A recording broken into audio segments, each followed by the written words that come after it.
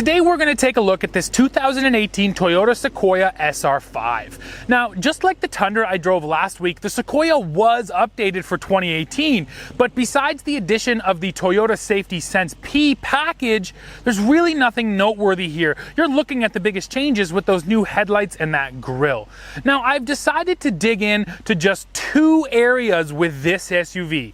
First of all, we're going to look at something that it does better than the competition, and then second, something it could definitely improve on, so stay tuned.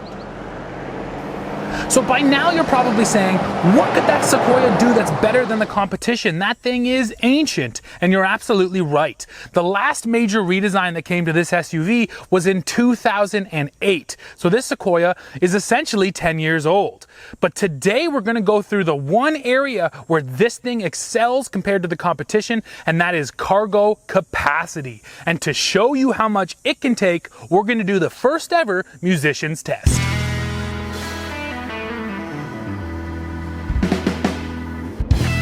So as every musician knows, there's a lot of gear that comes along with our hobby, especially if you're a drummer and a bass player like I am. So this is all my gear here. That's a full drum kit, my Galleon Kruger bass amp, there's a small guitar amp, a pair of guitars, and even a cajon just in case an acoustic jam breaks out.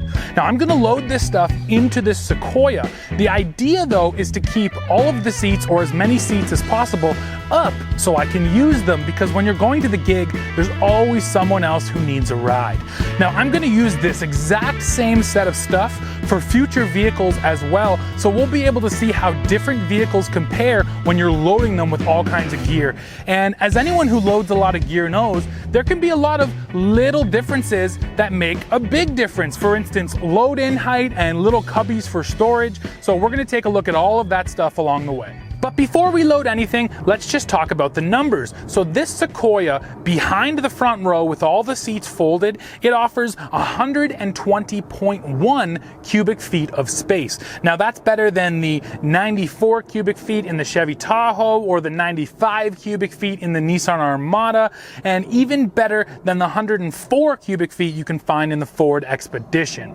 Now it is true that the Chevy Suburban and the Ford Expedition Max have about 1 cubic foot more than this Sequoia, but those are both long wheelbase versions. That Expedition Max is 221 inches long, whereas this Sequoia is just 205 inches long. So that vehicle is 15 inches longer for just 1 extra cubic foot of storage space. So we'll start here with the second row. Now if I was climbing into the third row, you pull up on this handle here and this seat actually pushes forward like that, which is pretty convenient. Now for our purposes, we want to fold it down. So little handle up here on the shoulder, and boom, it folds down like that. Now one thing I really like about this seat is that it's a 40-20-40, which means that this middle section is independent. You can just fold down those two halves, you can just fold down one half, or you can do all three. And for our test, we're gonna leave that passenger seat up and just put these two down. Now when it comes to the third row, it's even easier. First, you fold down the headrests, like so, and then there's a couple buttons down here to be able to fold these down. So you hold down, and there goes the left half, and then I'll hit the right button, and there goes the right half. And it beeps twice to let you know it's done. So now to get a nice flat floor, we come up here, you take off these Velcro strips, and these little flaps actually fold back so that you get one nice looking flat floor. Alrighty, let's load her up. So I'm sure you drummers out there have a specific way you like to load your kit, because you've done it so many times. So do I. I like to do the kick drum first. So this fits really nicely in here, and what's more, this door opening is really wide. These doors open almost right to 90 degrees, so getting stuff in the side doors is no problem at all. Now these long guitar cases will actually fit behind the seat that's still up. At least that one will. My bass case doesn't quite fit because my bass is longer than this little telly is. So we're gonna push that right up there like that. Now next, I'm gonna do my bass amp because it's the next biggest piece of equipment. So we'll take the amp, and it won't quite fit through the door, so I'm gonna push it up to the kick drum here. There we go, that nicely supports it. Now, we can fit my little amp right up in the middle. And this thing is so long that I gotta climb up in here to make sure I get everything all the way in. But oh yeah, no problems with space there. And it actually looks like my cajon will fit right in that gap. Perfect. So now, cymbals are always tricky, and I do recommend getting a cymbal bag if you don't have one. I don't have one. It does make your life easier because cymbals can be tough. So we'll take a couple of the toms, we'll leave them stacked up, and they can sit right in here. Same thing with your toms. If you do this a lot, it's probably a good idea to get hard shell cases. I have a hard shell for my snare because it's a really nice snare, but the rest of my kit I never bothered. Now my floor can sit here, and I usually use the feet on the floor tom to hold the cymbals. You know what, we'll actually put it on the right side. Now that snare I was talking about goes right up in there. Hi-hat stand should be able to lie down right in here. And then finally, my hardware, and like every good Canadian, I've got it in an old CCM hockey bag. That's my cymbal stands and stuff. It slides right in there. Now the only thing I'm really missing here is a drum throne, but I would definitely have enough space for it. And that's it.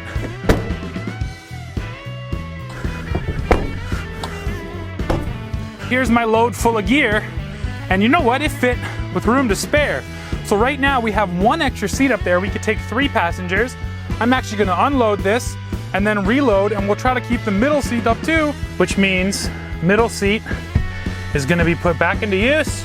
So we can now carry 4 people legally, and let's see if all my stuff will still fit. Okay, so musicians test take 2, and this time it's with 4 passengers. Let's see.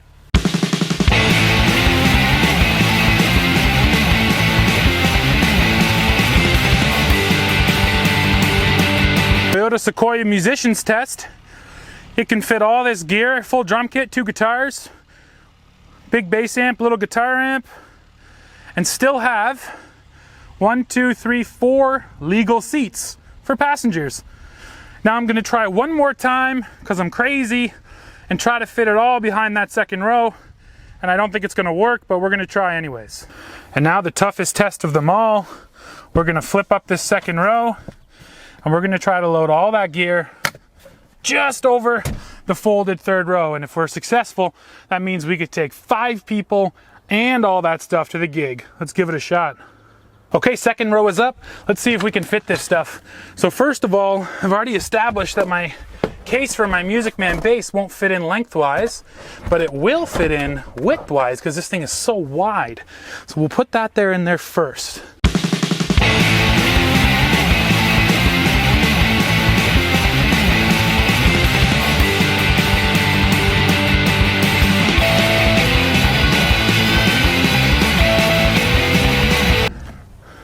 There it is. Well, it's a tight squeeze, and I had to use all of the height, but it works.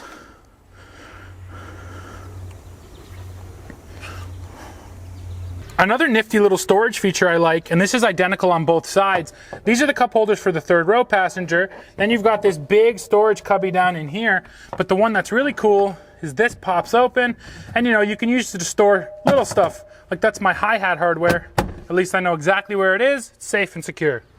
Now we're gonna go ahead and measure the load-in height. So to make sure this test is fair moving forward for all the SUVs we do this to, I've pulled it out here on the road, and I've actually got a mark right in the pavement so we can measure this from the exact same point. So right in the center, this bottom lip here is about 26 inches, but the real load-in height is up here. You can see there's this step up.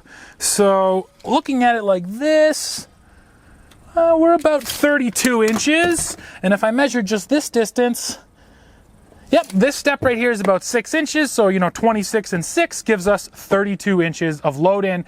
And I can tell you, after loading this thing multiple times today, it doesn't really feel particularly high loading things into here, and this opening is quite large, so it's really ready to swallow up some stuff. And one last unique feature on this Sequoia is the powered rear glass sliding window. Now, other SUVs in this segment also have rear opening glass, but none of them are powered like this Sequoia is, which means that the glass is entirely out of the way, and then when you get here, you can just pull something out like that. So in our first test here, we established that the Sequoia is better than its competitors at one thing, that is hauling cargo. Now for our second test, we're going to look at fuel economy, and I can tell you, based on the official ratings, this is the least efficient large SUV on the market. Now to test that, we're going to commute into downtown Toronto tomorrow morning with rush hour traffic and see what kind of fuel economy we get. Now, maybe more importantly, we're also going to do our best to get the best fuel economy possible. So I'll share a few tips and tricks on how to drive to save fuel. We'll see you in the morning.